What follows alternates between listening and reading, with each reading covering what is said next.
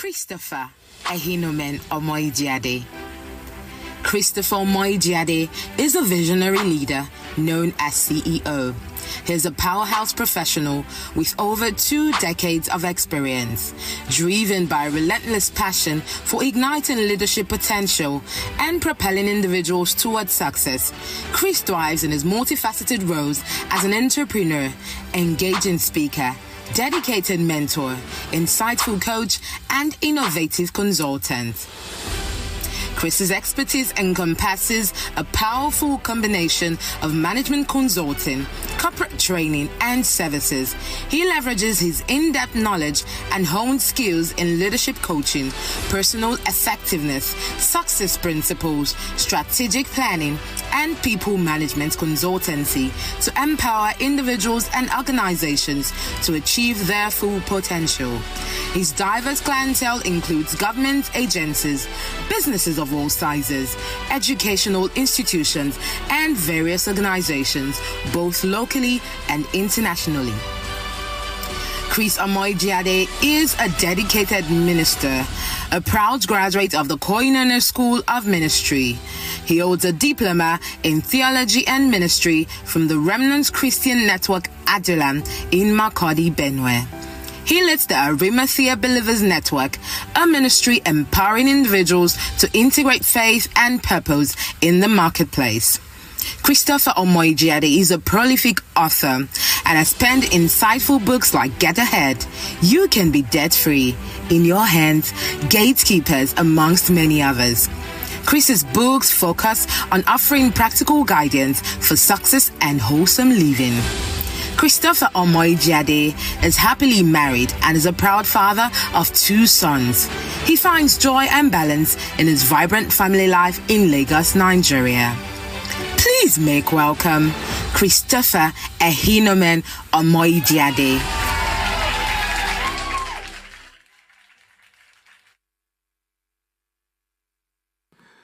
Please sit down. Good afternoon, everyone. Thank you. You know, when my sister Moji said the introduction was quite insightful, I didn't understand. I think this is the first event in a long time that my own introduction is inspiring me. Thank you so much. Good afternoon, everyone. It's good to be here. First things first, thank you, House of Wonders, for having me. Pastor, it's good to be here again. I feel like I'm with family members, so I really appreciate each and every one of you. I'm not going to take too much of your time. I'm just going to rush through it.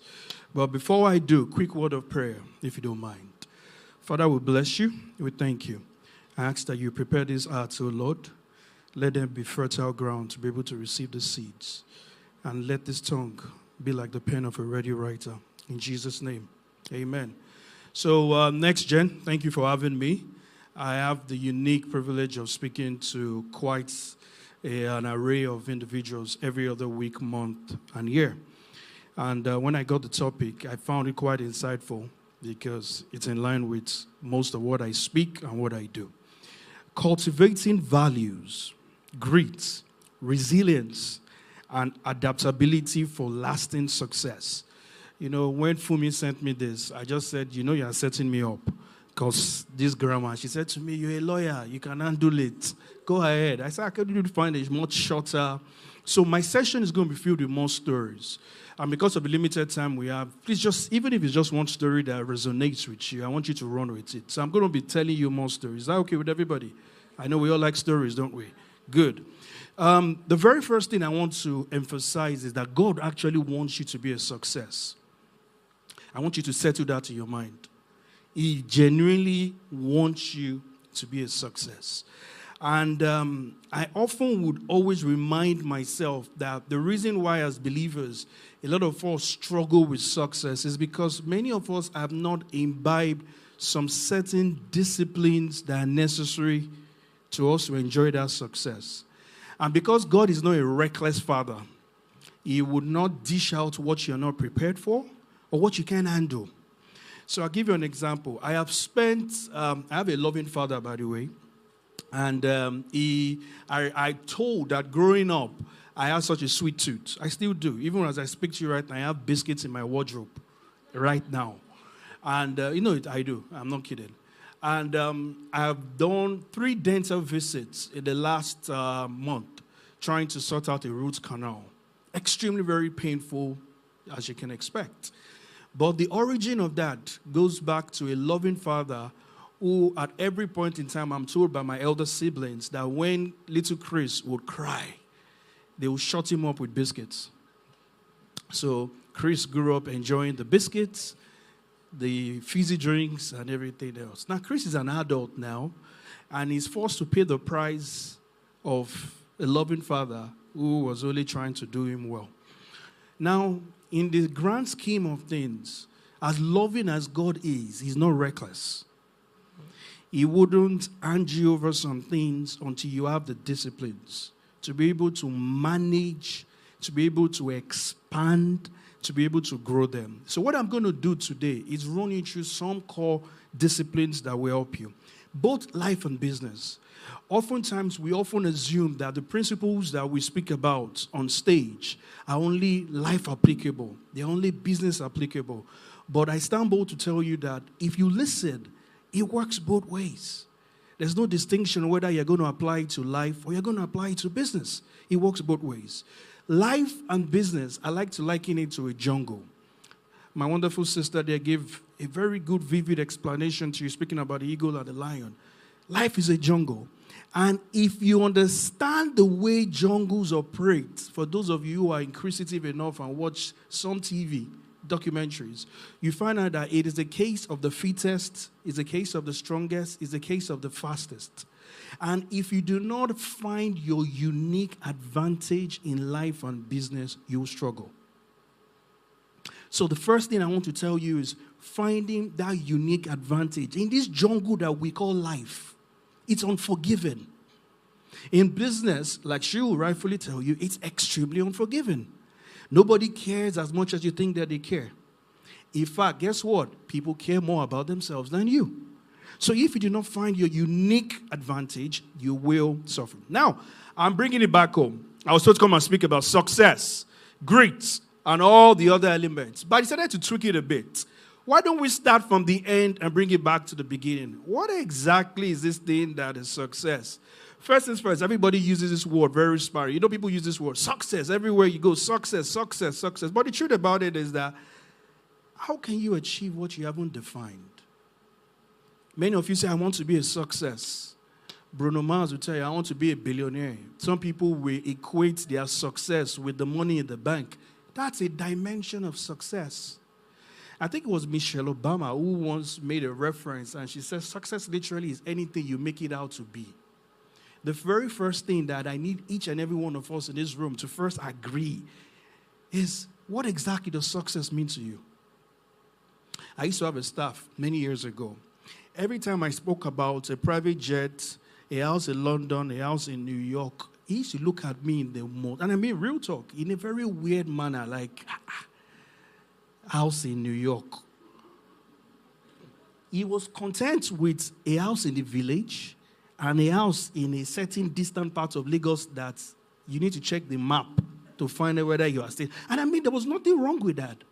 I struggled with it for a while. I said, you should be ambitious. You should have thoughts of great dominance. You should think about all the choice capitals in the world. But guess what? As I grew older, I found out that that was his own definition of what he felt was success. Is it a nice little house somewhere, the family? Unfortunately, the social media world that we live in tend to define for people what success is, and they've not defined it for themselves. So guess what? It's a never-ending journey that they never reach the destination for. And anything you can't reach a destination for, you will suffer. What gives fulfillment to man is a destination. As believers, as most of us are, is the mere fact that we know that one day we will leave this body, go somewhere. That's a destination. Imagine if the Bible didn't tell us anything and we're just supposed to float around. Many of us will not come to church or even believe in God. He has already given you an end to it. So what are those things that clearly define those principles? Like I said, she said, speak about grit, speak about values. So I'm going to start with values. But before values, I've spoken about success. And I found out that success is always intertwined with finding purpose. what exactly you're called for, what exactly it is that you're on this earth to do. Many years ago, I attended an amazing secondary school in Lagos. I used to speak quite a lot at the back of the class, speaking to one particular girl. She's married now, don't worry, and so am I. And she has kids, so do I. But I used to speak to her quite a lot. And one of my teachers got tired of beating me. He got tired of beating me. He would take a cane, beat. And you know those days in school, you probably cannot show any sign of pain, especially when it is female related. You would have to, what those days say, chest it. So and the man had the title of the best king in the school. So imagine they used to derive. In fact, right now I think that we should probe a lot of our teachers for what they put us through, but we still love them. He sent me off to the staff room, and for those of us that went to good Nigerian schools, you know that the staff room is not where students should be found. It doesn't matter what brought you there. For the fact that you are there, you're exactly. So you know one thing about teachers, they walk in there and everybody tends to donate. They don't care. You might have been sent there just because you were the best in class, that they don't care. And this man dropped his books. I'll never forget that day. And he said to me, Chris, you're going to debate. I thought that was weird. I mean, I was a young GSS3 student, and all I had, the idea of fun to me was going to play football after school. And now this man says I will debate. Cut a long story short, his influence in my life made me discover a purpose that I'm forever grateful and thankful for. Just because of one man that clearly saw something, built something, and worked on something. So my success often is tied to my purpose, and which is the ability to use my voice to transform individuals and businesses. Values. What kind of values can you really, really use to succeed in life and business? I picked a few that I'll run through. Carpe diem. What does that word mean? Pluck the day. A lot of us say, I want to be successful. Mother Teresa said, yesterday is gone, tomorrow has not yet come, today is all that we have. Let's begin. The unit of destiny is in time. You cannot truly scale up, whether it's in business or life. My wonderful sister gave you amazing billionaires who were there. If you run through all their lives, you find out that one thing none of them plays with is time. They don't play with time. I'll give you some stories when I get to time. But your ability to pluck your day, plan your day. Even though this sounds very basic, many of you may have heard these things before. But guess what? It's the most basic things that you have ignored that has caused you not to progress far in life. Pluck your day. What are your daily rituals? What are those things that make you excel? You know, oftentimes when I hear the story, I know your amazing pastor here supports an amazing football team that I'm not going to mention because we're streaming live. But the only clue I'll give to you is that they tried. They tried. As they usually do. They tried. So, Pastor, I had to just drop that. I honor you. They tried. But they tried. But there's another team that I support that, we had a trophy to show for it. We had a trophy at the very least. We had a trophy. And we're coached by one of the best managers who has ever coached a football team, ever. So I was reading his book once on leadership, and he spoke about, my team is, one of our sponsors is the Swiss watch brand called Hublot. And he spoke about attending a meeting at the Hublot headquarters in Switzerland once. And whilst he was there, he found out that there was an executive who got to the office about 5 a.m. He said he found it quite instructive. And because he is a leader par excellence, he had to ask this gentleman, why is it? And the man said, I have found out that leaders, regardless of whatever form you find them, understand the whole idea of plucking their day, carpe diem. They understand how they command the day. And the difference is clear. The second thing is choices and sustainable habits. You know, a lot of us make this whole idea about habits and choices as if it sounds very basic. But guess what? It defines everything about our existence as human beings. The habits that you form. Your brain is made up of pathways. And the reason why many of us struggle in terms of choices and habits is that we've not enforced them long enough till they become second nature. Many of you have friends on Instagram who show off about how many times they go to the gym. And it has now become a way of life. And they're enjoying it so much. And you're thinking to yourself, oh no, I can't wait. Guess what? A few months ago, I made up my mind on something. And I'm going to speak about it when I come to health. I said to myself that, you know what? You're getting old. I mean, I have an amazing 7-year-old whose birthday was yesterday, by the way. And yes, and I even this morning, I had to carry him on my back. And the bolts were tweaking. And I had to explain to this 7-year-old that I cannot carry you the way I used to. So you know what I said to myself? Nobody needed to tell me a few months ago. I said, I'm going to wake up and start with taking early morning walks. I'm going to take walks. I can convert it into prayer, Thanksgiving. I'm just going to take power walks all around my community. And I wanted to enforce a discipline and make a choice. You know the time I picked for myself? 4:30 a.m. That's not a human time. There are witches returning from meetings. But I decided to myself that I needed to build a discipline that will be so difficult, but once I'm able to achieve it, makes the difference.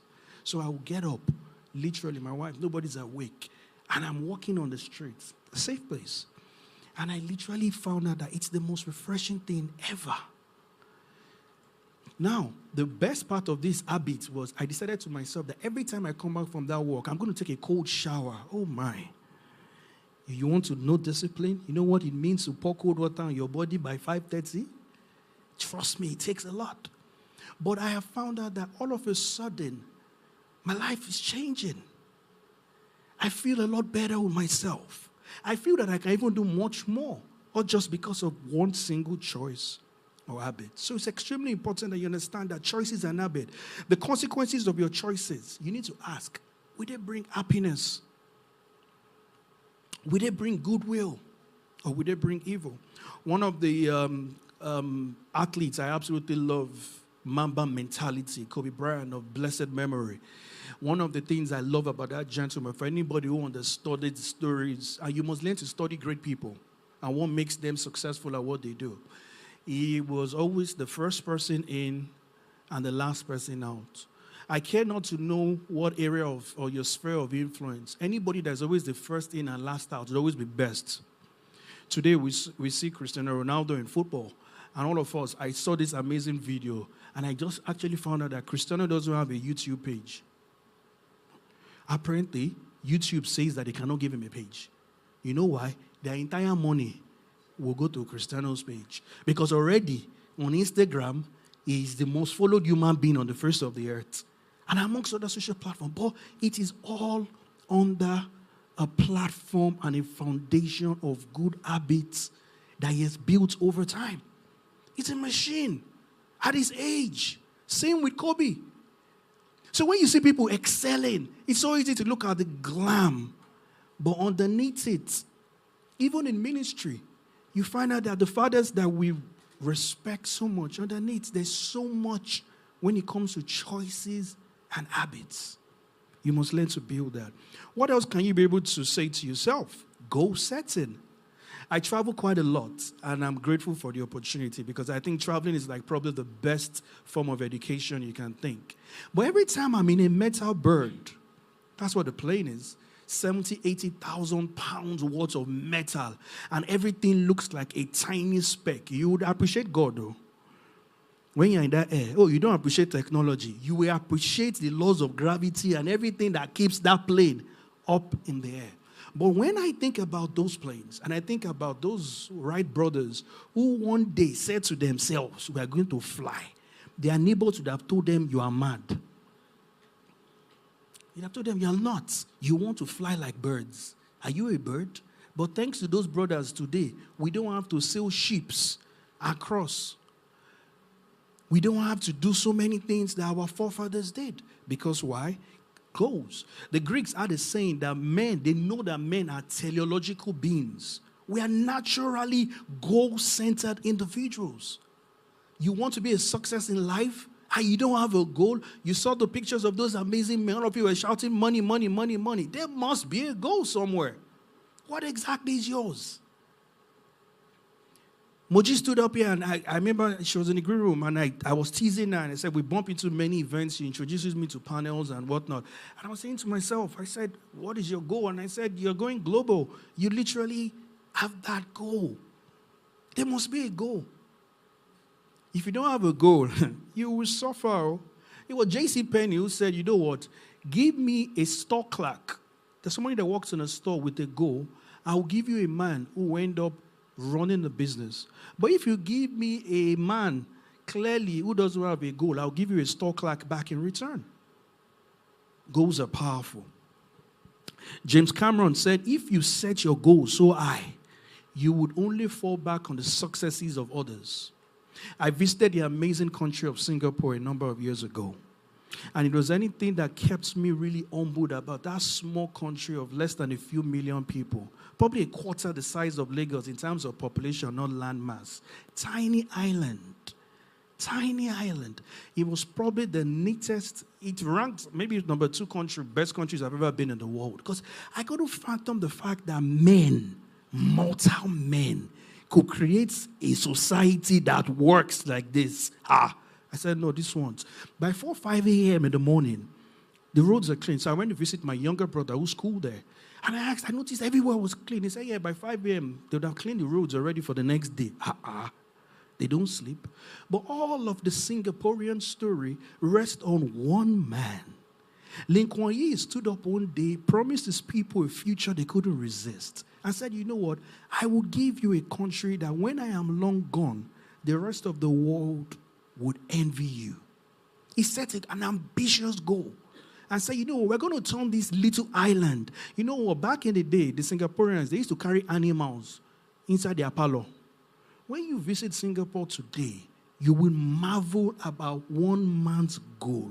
In fact, in his book, From Third World to First World, he visited Nigeria in 64, 65. He stayed at the Federal Palace Hotel, that same one you see on Ahmadu Bello.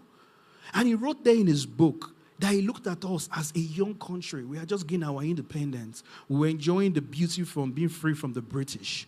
And we were enjoying all of this. But he knew that there was problem coming. Because our leaders at the time clearly had no goals. We got our independence on the platter. And he put in the next chapter, or I think in the next paragraph, that sooner or later he wasn't surprised when the first coup happened. You must have your goals. Planning and execution. Planning and execution. Proper prior planning prevents poor performance. Clearly, if you want to make a success of in life and business, you must be not just a planner. Many people have plans, but guess what? Only few execute. Planning and execution. What else is extremely important in terms of values? Reputation. Proverbs 22:1 says, a good name is more desirable than great riches. To be esteemed is better than silver or gold. My always in secondary school used to have a big art morale of different quotes on the book of Proverbs. It's unfortunate that a lot of people are taking out kingdom from schools. But those days we grew up seeing those things, and it was entrenched in our subconscious about how powerful it is to have a name. So I'm going to share something with you that is extremely very personal. But I'm with family and I don't mind. About how reputation is your resume in life and in business. In fact, I put here that the bank of credibility in this world, every withdrawal comes at a huge price. I went up to the US one day to win over a franchise. I used to be quite very ambitious, entrepreneur-wise. It was an ice cream franchise. And I came back home really excited that I had gotten on the next big thing. This was years ago. I approached an investor. Good friend of mine. He saw the financials. He knew that this was going to make money. We knew it was going to make money. But he said something that has stuck with me for the rest of my life. I had had a financial fallout with somebody that was a mutual friend of ours. And I didn't take it serious. You know how it is, you have a fight with a friend over money. And you just take it, okay, we've settled. But the person never forgot. So he said to me, he said, Chris, I'd love to invest in this, but I feel uncomfortable knowing fully well that you had this fallout with this person. He hit me hard. I ended up realizing that this thing that we call reputation is a checkbook in this world that you're living in. The minute you burn that checkbook, you will suffer in life. A friend of mine was talking yesterday online, and he was talking about different currencies to spend. Money is not the only currency you spend, though. You can spend reputation. In fact, God forbid if money is the only thing you have. You can spend relationships. Before I came here today, there was somebody, a man of God, who reached out to me and said, I need a contact of so. He spent relationship. I said, call this person. It's powerful. There are brands in this world that are solely built when it comes to reputation. In fact, I always tease myself anytime I see St. Louis, a sugar brand, and I think about the fact that I don't see ads. And I find it strange that I grew up and they are still there. Where are the ads? You don't want selling that brand reputation. You don't see the ads anywhere. I grew up as a kid. That was it, the sugar cubes. And they're still in the store till today. Reputation is extremely, very important. The Japanese will tell you that the reputation of 1,000 years can be determined by a few seconds. Guard your reputation. What else is important? Good thinking. Critical thinking will get you very far. I always make this very funny analogy. I said, let me give you an example. My great-grandfather, let's call him Pa Omojiade, very wise man in his village. And in England at that point in time, there was another man called Pa Newton. There were two men. They both sat down under trees. And you know what happened? A fruit fell. One in Ekboma in my village, and one in London or United Kingdom. And Pa Omojiade picked up the fruit and said, Osanobua, he took a bite and thanked God for a fruit that the gods had given him. But there's a certain man called Pa Newton who picked up that fruit. And you know what he did? He asked a question. The Cameroonians will tell you that you only get good answers when you ask good questions. He asked, why did this fruit not float? Why did it have to fall all the way to the ground? And the result is what you call today as the law of gravity. Critical thinking will get you so far in life and in business. Those that you see that are excelling, that you admire, you know what they are? They are critical thinkers. They're not passive. This generation, unfortunately, a lot of us are falling foul of this principle. We think that we think, but we are not thinking. Critical thinking is extremely important. You must be analytical. What else is very important? Learning and relearning. Michelangelo said, ancora impora. I'm still learning. When Michelangelo died and they went into his study, they found hundreds and thousands of designs work, architectural designs and all sorts of things. That man was a pretty great man. I have his autobiography by Isaac Watson. And I always think to myself, he said to himself, he's still learning. Jude, what are you still learning after doing all these things? But guess what? The most successful in our midst never stop learning. Mrs. Ayani is there and our boss. I'm not surprised every time I go on Instagram, after seeing him, yoga, private jet, by the way, I admire all those. Then the next thing I see him in Harvard and Oxford, I say, Baba, you're still learning. They never stop learning. But if I ask some of you here, when was the last time you read a book? When was the last time you attended a course or a seminar? No. But if I ask others, what is the breaking news right now on G's blog, Nigeria? I'll get a huge response. You want to make it in life? You want to make it in business and you're not learning? It surprises a lot of people when I tell them that in a week, and I'm not saying this to blow my trumpet, I have testimony to show for it. I do book giveaways.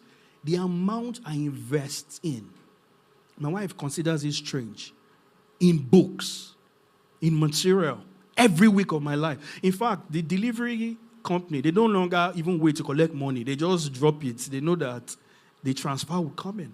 I'm not doing it to show off, but I know that my strength, my advantage, which I spoke of in life and business, lies in how much I keep on building this.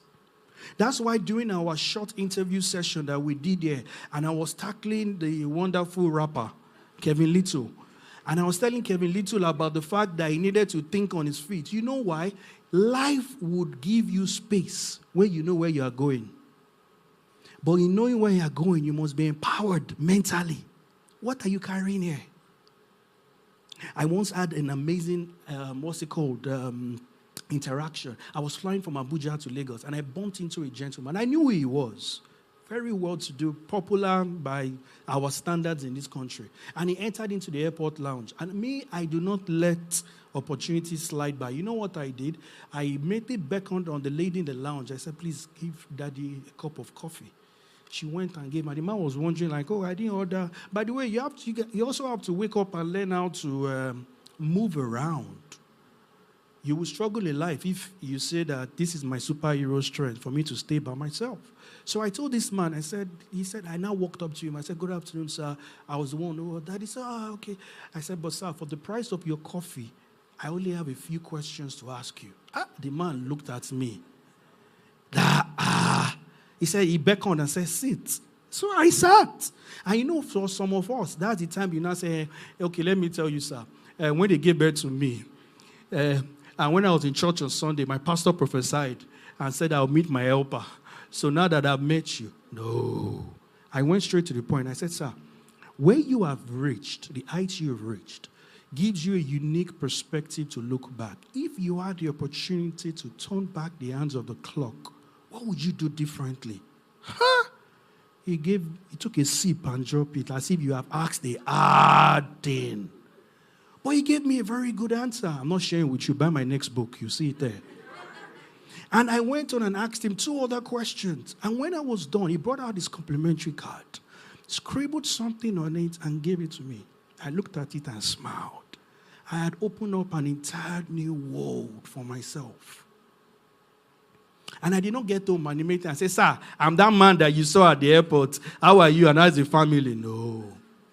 You must learn these rudiments on how people get ahead in life and business.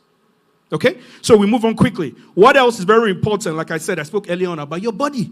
You want to make it life? You want to make it in business? All these people that you see, we see Mr. Tunu Elumelu. You think it's fun when you see him stretching, and all of you are thinking to yourself, this man likes life. The man knows that he wants to live long and knows that the body he has is the only thing that can take him to his goals.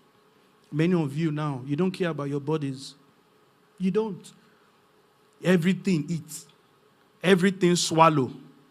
Everything goes in. Nothing goes out. You can't make it that way. There are a lot of people who have passed through this world.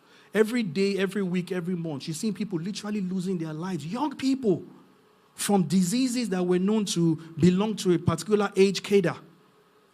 Learn to take care of your body. Emotional intelligence is also very important.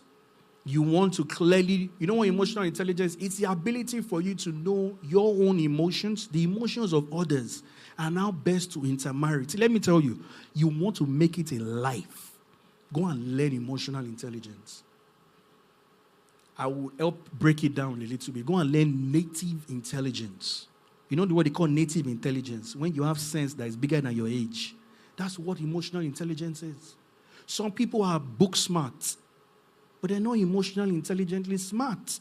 And they struggle in the workplace. Because why? Emotional intelligence will help you get along with people. Many of you are, my boss doesn't like me because you are not wise enough to be intelligent. I do very well at work. I deliver on all my targets. Are you? Imagine if she had, Mr. Ayeni had an employee or a staff under her, and the person does not even know how to. Madam, you're looking very pretty this morning. I like your shoes. You say that person is foolish. Wait for the foolishness when the list of promotion comes. And he say, and they just like her. They just like her. All these people, you don't know what they do at night. We don't know what they do at night. See, you must learn emotional intelligence. Oh, there's nowhere in this world. I've said it. Oftentimes when I get called over and over again to come and speak on them, I always wonder, how come people don't know these things? I got called to speak at the Nigerian army to generals who were going to the next cadre of their rank and to speak about emotional intelligence. And I even found out that even the armed forces are beginning to wake up to the reality of the fact that they need emotional intelligence. In the workplace, if you look at the ratings from the World Economic Forum, you find out that the top 10 skills that are needed, emotional intelligence has been steadily rising for the last few years. And it's about, nobody cares about MS Word, MS Excel. Everybody, including my 7-year-old, can play with their computer now. But there's one thing that will remain timeless: emotional intelligence. How do you deal with your own emotions? And it's just the way I am. It's my village people, when they touch my button, and you want to get far in life, and you want your village people. The man does not just like me, but you do not know and how to practice honor. It's extremely very important. Relationships. What else? Relationships. You know, I wrote a book about King Solomon and how he made his wealth. And I did a YouTube video on it. I sat down with the Holy Spirit to say, help me understand this man. He made money. They gave him a check. Is it that the next day UBA appeared, or Zenith Bank, and they opened it? And by the help of God, I found out that he was more than that. He opened up himself so much that he created so many multiple streams. But one thing governed the wealth that King Solomon made. Guess what it was? Relationships. You will see the Bible will tell you how he made friends with his father's friend. Yeah, he did business with this person. He was selling horses. You know, the man was importer-exporter. Many of us believers run with the fallacy of thinking King Solomon, and God blessed him. How did God bless? He blessed him with intelligence and knowledge and wisdom to be able to use life-applicable principles to move himself and his kingdom forward. Solomon will buy horses from Egypt and sell it to somewhere. What is that? Is that not importing and exporting? Solomon, he had a rate card of how much it cost for you to sit down and listen to the wisdom he had. I visited Addis Ababa, and the only thing that crossed my mind when I visited the Addis Museum was I tried to trace the journey that Queen Sheba did all the way to meet this very wise man. And I thought to myself, this man must have been carrying real value, but he understood relationships. You are not going to make money alone. All of you were feeling money. You need human beings to bring this money to you. So relationships are important. What else are extremely very important before I go on to grit? I'm not going to take your time. I'm almost done. Grit, I put here, is a personality trait that is possessed by individuals who demonstrate passion and perseverance. You know, the world is filled with so many obstacles. Guess what? We're all adults in the room. Right from when your mother conceived you, that was the first time you showed grit. You know why? By the time that daddy did the needful, you and millions started what I call the $1 billion race on who will get to the finish line. Some decided to chill by the wayside. Some were watching Netflix. But you decided I will get there. And you got here. But that is just a testament to show you how important grit is. Because guess what? The obstacles are waiting for you. And let me give you a few of the obstacles. Number one, mistakes will happen. Oh, trust me. Nobody's going to tell you or sugarcoat this one. You will make mistakes. The speaker in front of you today has made enough. But you know the beautiful thing about when you make mistakes and you're a believer? God has a way of turning and twisting it to make those mistakes diamonds. One of the biggest mistakes I ever made in my life had to do with money. Had to do with what? Money. And that mistake in the next few months is going to be born as a book. But it's only found, this flavor is only found when you're a believer in God, though. Otherwise, those mistakes, they will beat you senseless. But guess what? Mistakes will come. And don't ever for a minute think to yourself that once you make a mistake, that's the end of life. Oh, I'm done. I'm dusted. No. Why? Everybody has the ability to rebrand. The Arabs will always tell you that write bad things on the sand. You know why? Because it's easy to clean it off. So mistakes will come. What else will come? Crisis. In fact, the Greek word for crisis means to separate and to sift. Crisis will come. Oh, you know, I'm writing a book on leadership as well. And I was writing about the part of when the sons of Zebedee, the thunder boys, I like to call them, had walked up to Jesus with their mama and said, you know what, let one be on the left. Let one stay on the right. And Jesus Christ responded and said that, are you ready to drink of the cup? They said, yes. He said, no, you will drink. Even if you don't, you will drink this cup. You cannot pass it by. But the one about where you will sit in heaven, Baba God will handle it. Because Christ himself knew that crisis would always come. crisis will come. Many of you sit down and you run with the fallacy and you believe that to yourself that, you know what, because I'm in God, oh, it's perfect. No. But the beautiful thing about being in God, or when crisis comes, that He has given you a spirit that can see you through. And you will learn so much more from this crisis than any other thing else. Ask the greats. They all went through and had their seasons of crisis. Everybody we have. The most important thing I'll tell you about a crisis is never let a crisis go to waste. Barack Obama's chief of staff, his name was Rahm Emanuel, very smart man. He came up with that quote: never allow a crisis in your life go to waste. So you know what I do when I have a crisis? I write. And I later on found out that God too was allowing me pass through some certain things so that each time I scribble it, as 1 Corinthians will say, it is to save somebody else from the same thing as well.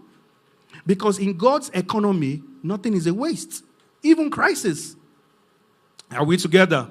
Okay. The paper is coming for me to quickly round up. So resilience is the very last one we're going to talk about, which is the capacity to withstand. Maybe it might even be lunch is ready for me. Okay. Resilience is the capacity to withstand and recover from difficulties. Many of us here will understand that you will go through struggles. I don't know how many of you know the fish that's called the salmon fish. You know what's beautiful? Apart from the fact that fish tastes really good. You know the very thin one that looks like orange and red? It tastes really nice with cheese and the likes. Yes, I like food. I'm a foodie. But you know the good thing about that fish is that when you study the animal kingdom, whilst all other fishes tend to go with the current, that fish builds its muscles by flowing against the current. I said to myself, okay, that's why you are sweet. That's why you are not catfish. They are different. That's why you're expensive in the restaurant. You know, when you go to the restaurant, they tell you point and kill. Those ones are affordable. When you go to a restaurant, they tell you salmon. You start and you look at the price tag. You ask yourself, okay, it's because why? That fish has gone through struggles. Important. Another thing that's very important, again, you would pay a price for success. And I don't mean sacrifice like Nollywood means. But you will pay a price. I want to be successful. What is the price that you need to pay? So let me share something of a spiritual nature. About a few years ago, I had this vision of the night. I love the way where the Bible uses vision of the night. So that it doesn't downplay the dream. It just tells you the vision of the night. Gives you these dramatic effects where you say vision. You just say, I had a dream, and everybody dreams now. But you know the beautiful thing about this vision of the night, and I share it to encourage somebody about paying the price, and I say it with all humility. In this vision, I saw a large cathedral. And in that cathedral, I saw a number of men manning that cathedral. And guess what was unique about them? They were all dressed in, you know the way you would think of, if they tell you, can you draw Father Abraham? You know what I mean? Long beards. And they were all dressed exactly in that regalia. But one thing struck me. I saw rows of seats. And there were men sitting on it from all walks of life. A few that I recognized from Nigeria. You know, so I looked at the seats. I'm like, this person here, this person here, this person all around. And all of a sudden, one of those men looks at me, and he could almost read my questions in my heart. And you know the next thing he would say is that there's a price to pay. I woke up from that vision of the night thinking to myself, oh Lord, help me to pay a price. He said there's a price to pay. So I'm admiring this man. I see him on TV. There is a price to pay. Okay, what else is extremely very important that I need to share with you before I jump off your stage is that you must understand that persistence would help you. Persistence. Relentless persistence. Not just giving up. Because life will come at you in ways that will make you question even the call of God on your life. Yes. Persistence. All of us know about the refinery that is a few hundreds of kilometers away from this beautiful church. And I was reading an interview, or watching an interview on CNN with the promoter a few days ago. I was thinking to myself, this is nothing short of persistence. All of us see the beautiful ark that is being built in Otta. I mean, come on, it takes persistence to have any shade of success. Persistence. What else can Chris share with you before he jumps off your stage? Adaptability. How do you adapt? That's the final stage before I leave. For you to be able to adapt, you have to go through what I call constant pruning. You know what gardeners do when they prune? They cut off the unwanted. It's very painful, though. But this world needs adaptability. Why? It's moving at such a pace that if you're not adaptable, you'll be left behind. You will be what? Left behind. Because adaptability will ensure that you leave your comfort zone, but you find yourself ability to move with the time. So my 7-year-old's birthday yesterday, his birthday is 7. He wants a phone. I tried to play it back in my head when I was 7. But I have 2 kids that are able to manipulate technology in a way that marvels me. Because it's the world that we live in. Are you going to run a business? Or are you running a business and you're not adaptable to the times? You will become extinct. A few days ago, one of the largest companies in the world took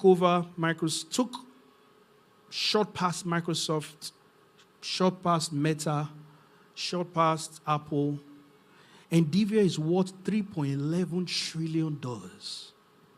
And for those who are not interested in stock and all, let me give you a stock tip. Start looking to those directions. People are smiling.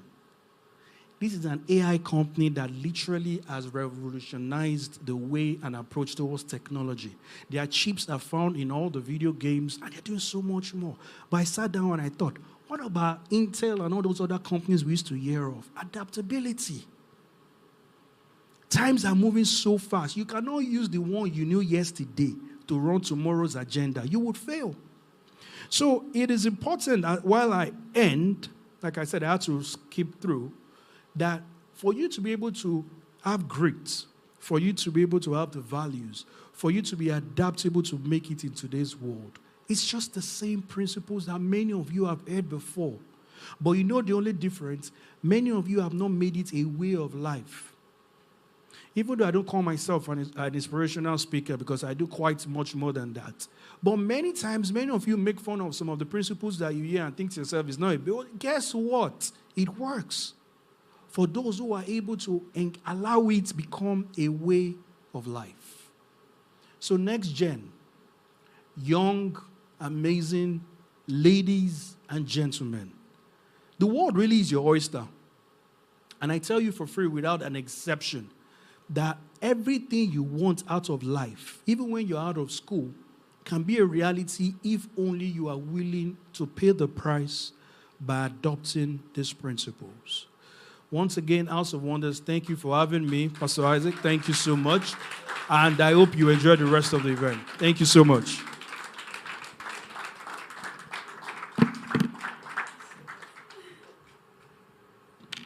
That was amazing and power-packed. A round of applause once more. A round of applause. Thank you so much. I don't know if